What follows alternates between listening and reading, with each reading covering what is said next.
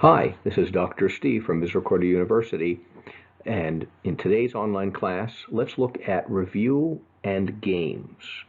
Now, I didn't just say review games, but review and games. And the reason for that is traditionally teachers and students would put those two words together, review games, but I want to point out that we can review with students, it's very important to do, and we can also play games as part of the educational experience. So let's look at these two words together and these two words separately as well, starting in this session. Specifically, let's start off by looking at the importance of review in the classroom. Then let's look at the effectiveness of using games in the classroom. Then for this session, let's focus on the low or no-tech games. Then for our next class, let's look at the technologically facilitated, the tech games. Reviewing is an essential part of learning. When we looked at the human brain and how it functions during learning, we indicated that review is part of what we need to do in order to have effective learning take place. Reviewing allows students to see the material one more time, to get the overall picture of it, to make connections with other existing understandings, both within that particular domain and topic and other topics and even across other domains. It's intended to reinforce already learned material and sometimes to give new meaning or to clarify meaning of material that students have already known, their pre-existing knowledge, and also to better understand the current content. So reviewing is positive, it's a very positive practice, and even a necessary practice. And out of reviewing, we find that student recall of information improves, and also understanding of the concepts improve greatly, and that happens by strengthening the semantic networks. Most of us are familiar with review, and when we think of review, we think about it as at the end of a unit, before an exam or an assessment is going to be given. Realize that review should not just be used as preparation for an exam. In fact, if you review more often, rather than right before an exam, students will not view it that way as an exam prep strategy, but rather they'll start to realize that review is part of the learning process. It is always profitable to do review because it helps to unify the concepts, helps students see that umbrella, that 30,000-foot view, that big picture. And again, it strengthens semantic networks. In most secondary ed content areas, review is really, really important and necessary.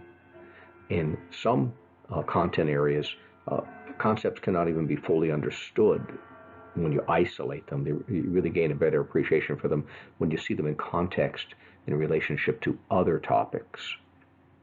In some areas like math, the concepts build upon each other. And so in that case, frequent reviews are absolutely necessary. In other words, if the student does not acquire those early prerequisites, those early competencies, they'll never do well with the other ones that come later because they have to build upon each other. Now, in a few areas, like geography, for example, the parts really have less direct connection. And in that case, you really can isolate some of that material. So we'll still review, but reviews in geography will not be quite as significant as they are in most other secondary ed content areas.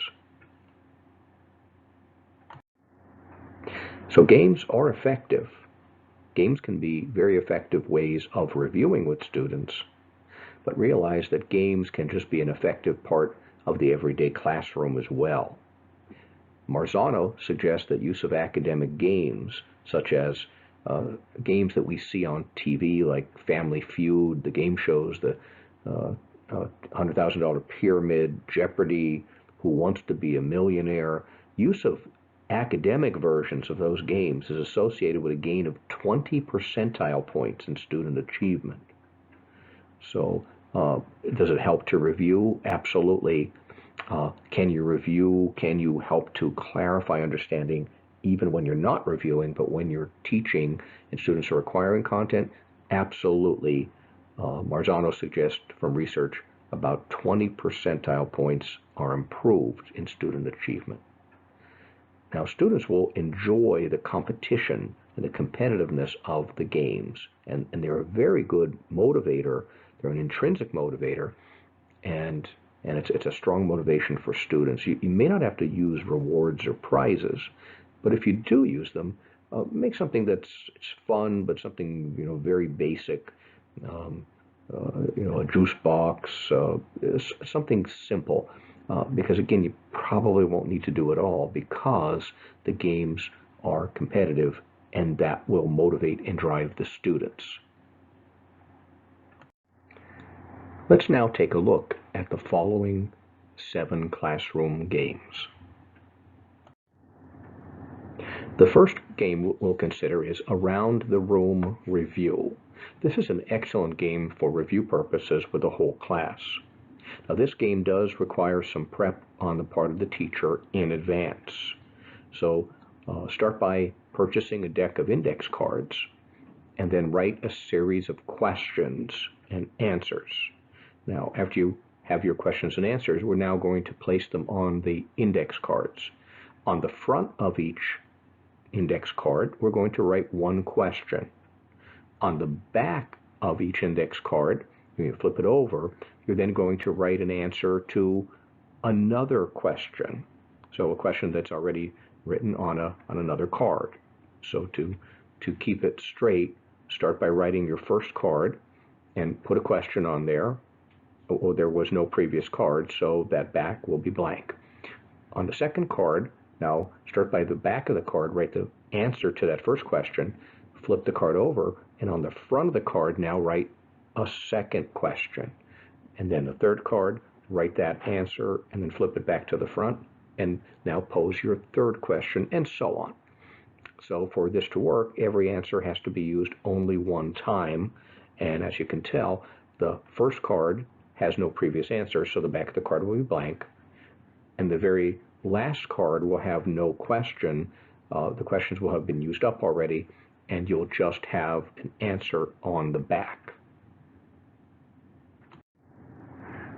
To start the game, shuffle the cards and then pass them out, distribute them to the students. The student who has no answer on the back of his or her card will now be the person to start.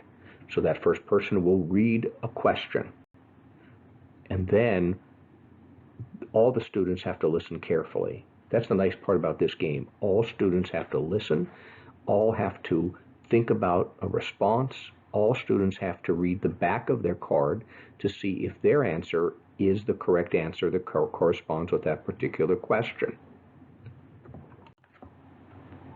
The other positive in this game is that when one student believes that he or she does have the correct answer, they will read that answer, and then they and the class can decide if that is the correct answer. So a good chance for discussion can ensue at this point. Now, when you do locate the correct answer, that person now reads his or her question, and now that will become question number 2, and play continues until all the questions have ended. Everybody loves tic-tac-toe from childhood. So let's see how we can adapt this to the classroom. And actually, to my knowledge, there were 2 game shows that adapted tic-tac-toe for television. One was an old-time one called Tic-Tac-Doe, and the other, more recent one, is Hollywood Squares. So in the classroom, let's start by drawing a tic-tac-toe board on a whiteboard.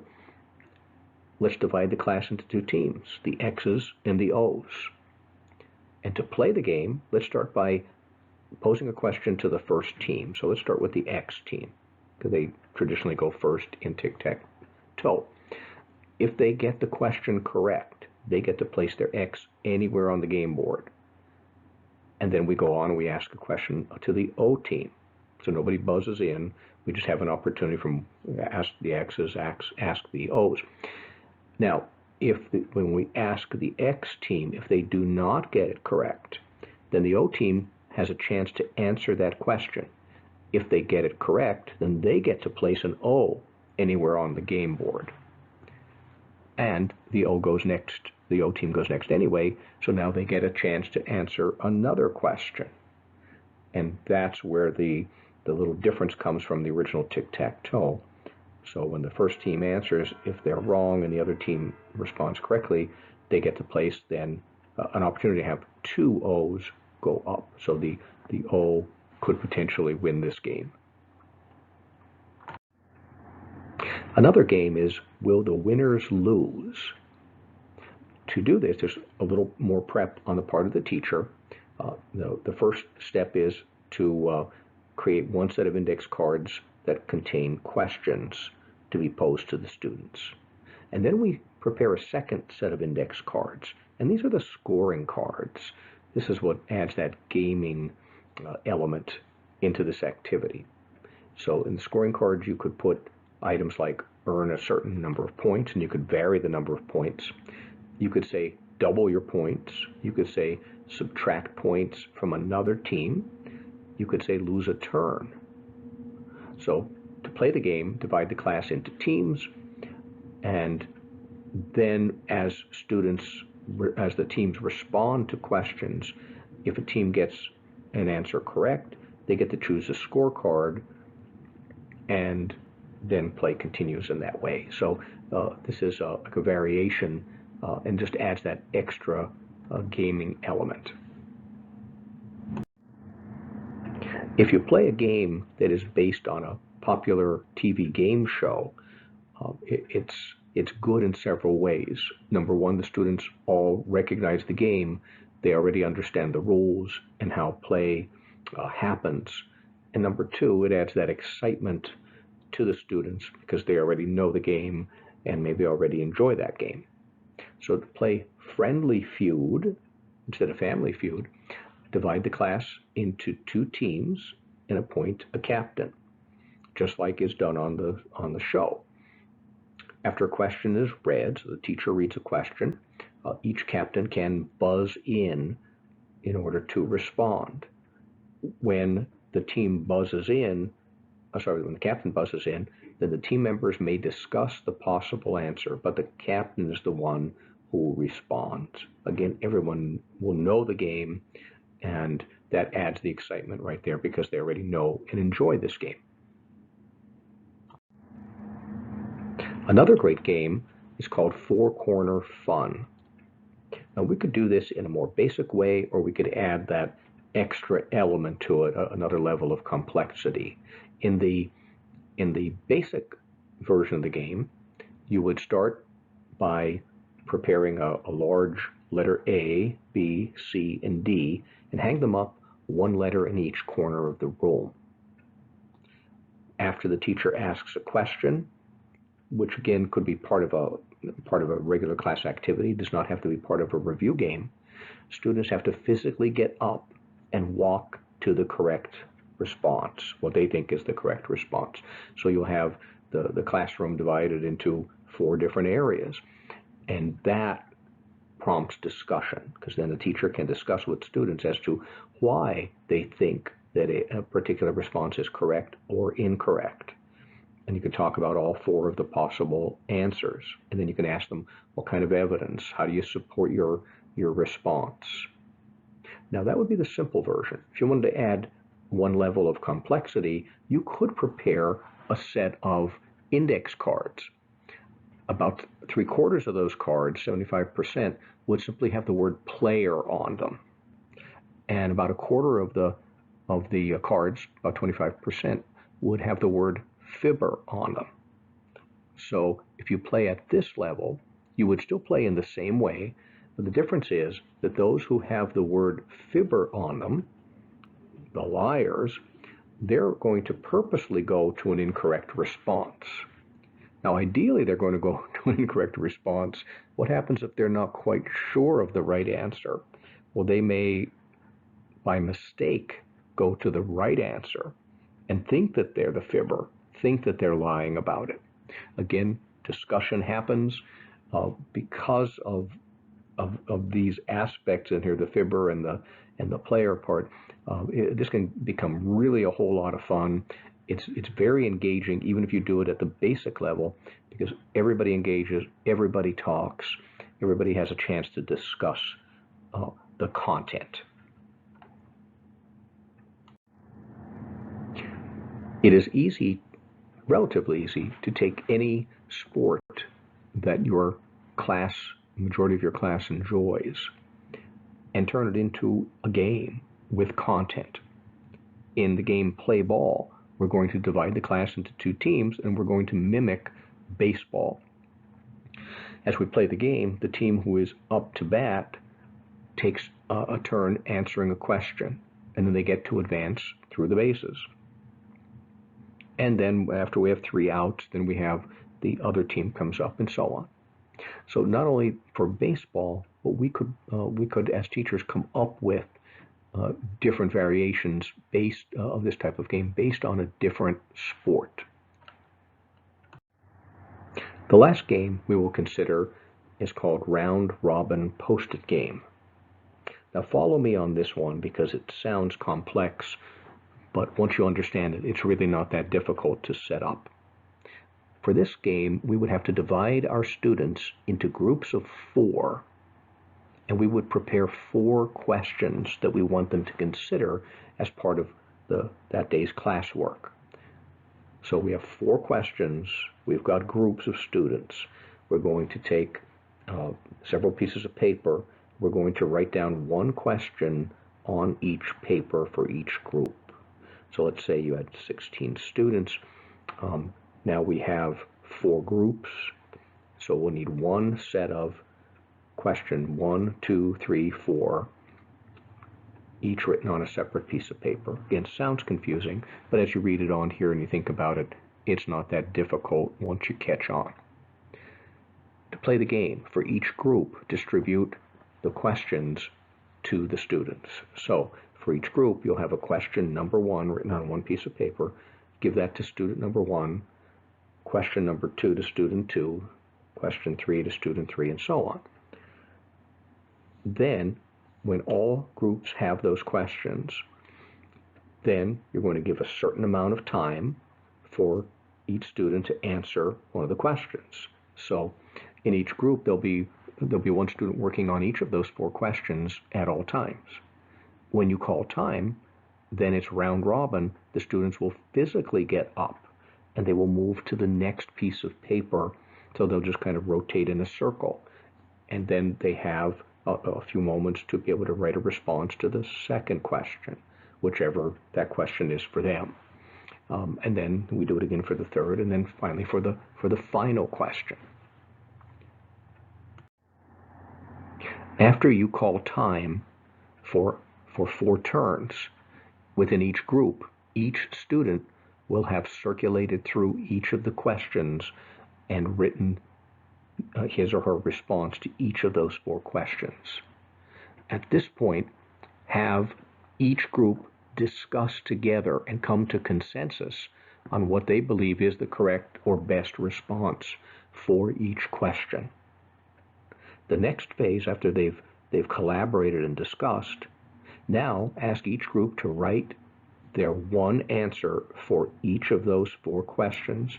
Write 1 answer per sticky note and go post that to the appropriate place on the wall or on a whiteboard. Now this gives a great opportunity to hold a discussion of the results with the class. Sorry, this is probably the most complex game to understand through verbal here. Typically we would not do this online, and we would physically attempt it in class. So sorry that it sounds a little more complex. And again, once you get the feel for it, it's really not difficult to do it all. And again, it's a great opportunity for students to reason, to think through, to defend their answers, and then to come to consensus, and then to hold discussions with not only within the groups, but within the entire class afterwards. There are so many great games that you could play in your classroom. Again, not just for review purposes, but just to process information or to review that day's worth of activity. On Blackboard, I've posted a link to a video that will introduce and explain the following classroom games: Trash Ball, Sink or Swim, Grudge Ball, and Jenga Trivia. So let's continue the learning by viewing that brief video. Finally, to wrap up today's class, let's participate in an online class activity. To further discuss and process the information we've considered regarding classroom games, let's do the following. I provided an online discussion board link on Blackboard. Choose one of the following to do on that discussion board to start our discussion. Either do an online search and locate a classroom game that's appropriate for secondary ed and possibly focused in your content area, and then describe the game for us.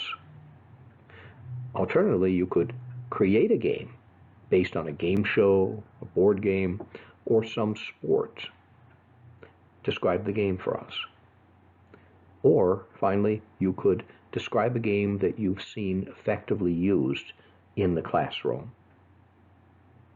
Have a great day, and see you at our next online class.